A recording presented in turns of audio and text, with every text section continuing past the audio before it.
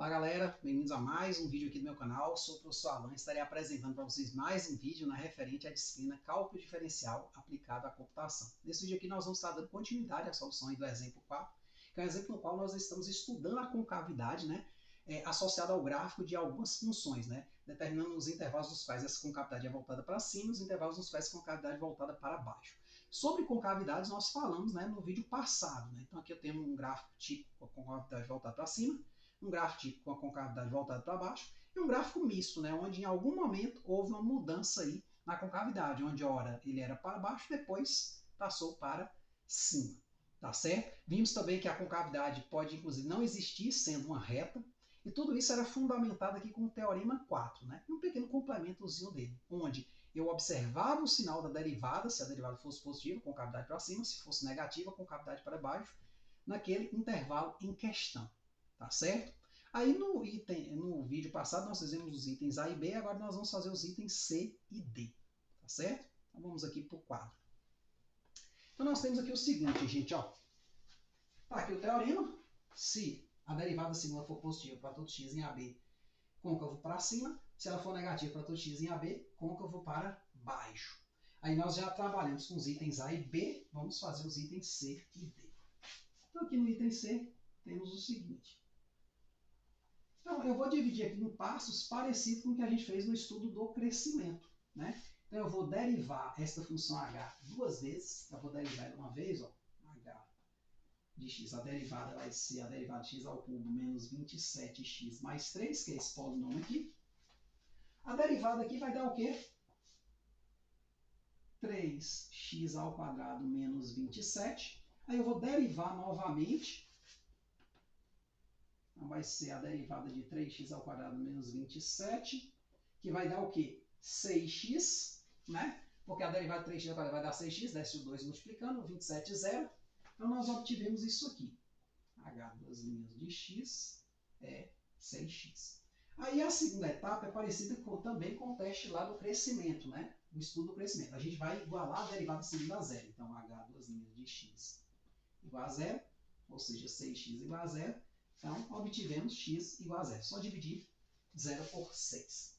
Então, o zero aqui é um ponto de possível mudança na concavidade. Então, a gente vai ter dois intervalos aqui, x menor que zero, x maior que zero. Então, a gente vai precisar de uma tabelinha, assim como a gente fez lá no estudo do crescimento. Por isso que eu fico sempre ressaltando, porque o procedimento aqui, a gente está meio que imitando, só está mudando a função que a gente está analisando e a conclusão que a gente chega. Mas a ideia é a mesma. Ó. Então, você tem aqui x, você tem o intervalo, você tem a derivada segunda, aqui na função h, você tem o sinal, que é o que importa, e você tem a conclusão. Certo? Então aqui eu vou testar dois valores, um antes de zero, que vai ser o menos 1, correspondente aos caras menores que zero, porque a propriedade aqui é o que a gente chama de congelante, ou seja, se vale para um cara, vale para todo mundo. Essa propriedade ela funciona até o próximo ponto crítico ou até a próxima descontinuidade. Aí cada um desses pontos é chamado de ponto de separação. Tá certo? Então, 1 se x for maior que 0. Aí o que acontece? Vou jogar o menos 1 aqui na derivada segunda, que é o 6x. Então vai ser 6 vezes menos 1, que vai dar menos 6, que deu sinal negativo. Logo, a conclusão é que a concavidade é voltada para baixo em x menor que zero. Tá certo? É isso aqui, ó. Deu negativo, concavidade para baixo. Aí o outro, ó, 6 vezes 1, 6 dá positivo, esse número aqui. Então, a conclusão é que a concavidade é voltada para cima em x maior que zero. Então, a gente vai ter uma coisa mais ou menos assim. Vai ser para baixo numa parte, para cima na outra. Antes de zero para baixo, depois de zero para cima. Mas vamos ver como é que vai ser esse gráfico, Ele pode ter alguns formatos, Cúbica varia um pouco. Vamos repassar aqui a questão, tá certo? No material. Então aqui no material é o item C, Temos aqui, ó, analogamente aos itens anteriores. Quando eu falo analogamente aos itens anteriores, eu nem cheguei a igualar a zero. Até igualei, Mas nem precisava, Porque no primeiro caso deu a parábola, que deu menos 2 lá, constante, Nunca seria zero. E no outro caso, era uma reta que deu zero sempre, não precisaria nem igualar a zero. Mas tudo bem. Então a gente iguala a derivada segunda a zero, né? Então faz a derivada uma vez, deu isso aqui, derivou de novo, deu 6x, igualou a zero, achou zero como solução. Aí zero aqui, observe, ele vai ser o único ponto de separação, porque essa função é contínua, né, em toda a reta real. Então eu só tenho aqui que me preocupar com o zero. Aí fixado o zero, eu vou pegar um ponto antes e um ponto depois dele, estudar os sinais para os intervalos antes do zero e depois do zero. O menos 1 deu menos 6, sinal negativo para baixo. O 1 deu resposta 6, sinal positivo para cima. E aí, né, como é de praxe, né, a gente volta lá no exemplo 3 para ver o gráfico. Ó, o ponto de separação aqui é o zero. Então, para baixo e depois ficou para cima. Ó. Vamos voltar lá. Ó. O item C. Está aqui ó, o gráfico. Então, perceba, ó, antes do zero a concavidade para baixo, depois do zero a concavidade para cima. Então, é legal você ver que a conclusão algébrica é a mesma conclusão que a gente tem ao olhar o gráfico. Só que tem a diferença, a algébrica ela é precisa. A gente pode ter aquele número ali com precisão. E aqui a gente tem uma estimativa, sei lá, talvez ela virou um pouquinho depois do zero, um pouquinho antes. Aí, com a parte algébrica, a gente não tem mais essa dúvida, tá certo? A geométrica ela é muito boa para a gente entender o que está acontecendo, mas quando a gente precisa de fato de um número preciso, a gente tem que ir para a parte algébrica. Por isso que a gente estuda matemática, né? Senão é só traçar o gráfico de tudo e resolver, né? Mas não funciona. Continuando aqui, gente, nós temos o seguinte, ó. No exemplo 4, nós temos essa função, e elevado a menos x. Então, é ela que nós vamos tá abordando agora. Então, observe aqui o seguinte. A ideia é basicamente a mesma.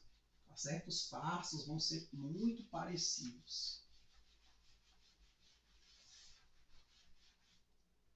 Então, no item D aqui, ó, nós temos o seguinte. Temos que... Então, primeiro, vou derivar duas vezes. Então, é a função i, né?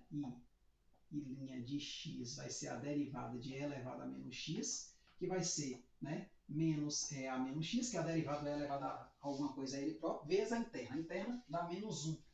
Aí eu vou derivar mais uma vez. E duas linhas de x vai ser a derivada de menos e a menos x.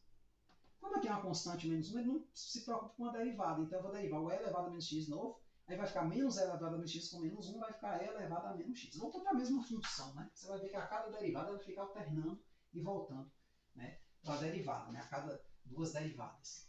Então, gente, nesse caso aqui, o que é que nós vamos fazer? Vamos para a segunda parte. Vamos ver se essa função aqui, ó, a derivada segunda, se ela dá zero em algum ponto. A gente iguala a zero.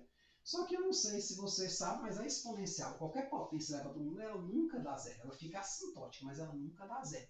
Isso aqui pode ser visto aplicando-se o ln, né, nos dois lados. Então, menos x seria o ln de zero, mas isso aqui ó, não está definido. Lembrando que o e é um logaritmo, né? Aí você tem assim, log de a na base b igual a x, então a é b elevado a x. O que a gente fez aqui foi a volta. Veio do ln, que é um log de base e, né? O ln de x é o log, né, de base e, igual a y. Então, e elevado a y tem que dar o x. E quando a gente desfaz o exponencial e transforma em ln, a gente tem ln de zero. Ln de zero não está definido, ou seja, não existe x pertencente a r nessas condições. Tal que é a derivada segunda da zero. Então, basta pegar um único representante. Ó. Eu tenho aqui a reta real, eu vou pegar um único representante aqui para saber o sinal. Tá certo? Então, aí eu venho para a minha tabelinha. X, intervalo, e duas linhas de x, sinal e conclusão. Então, eu vou pegar aqui o zero. É um ponto que eu acho fácil, porque e duas linhas aplicadas ao zero é e elevado a menos zero, que é elevado a zero, que dá 1. Né? Qualquer número elevado a zero dá 1. Né? Então, aqui o intervalo real, eu vou ter aqui e elevado a menos zero, que dá 1, né? Que é elevado a zero. O sinal deu positivo, a conclusão é o quê? Que a concavidade é para cima em R. Né? Vai ser um gráfico mais ou menos assim, né? Porque a gente sabe que o limite, quando x tende a infinito, né, desta função, ela, quer dizer, ele corta aqui o eixo também, né? Ele vem assim.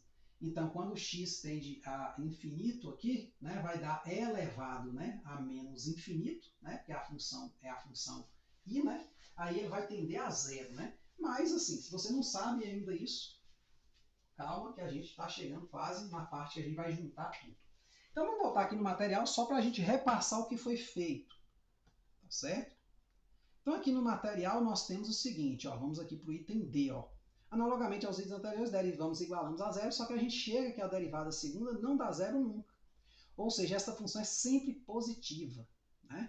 É só olhar que um número elevado a alguma coisa, ele nunca muda o sinal dele. Como aqui não tem nenhum sinal de menos aqui fora, essa coisa vai ser sempre positiva. Logo, a concavidade é voltada para cima em toda a reta. Então, né, em todo o domínio real, eu vou ter sempre uma abertura voltada para cima. Vamos voltar lá no item D, né, do exemplo 3, onde nós tínhamos o gráfico. Ó.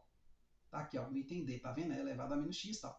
Aí, ó, a abertura é voltada para cima, tá certo? Então, novamente, conseguimos, né, corroborar o que a gente fez por meio do gráfico, beleza? É isso aí, espero que vocês tenham entendido, tenham gostado. Muito obrigado, gente. Até a próxima.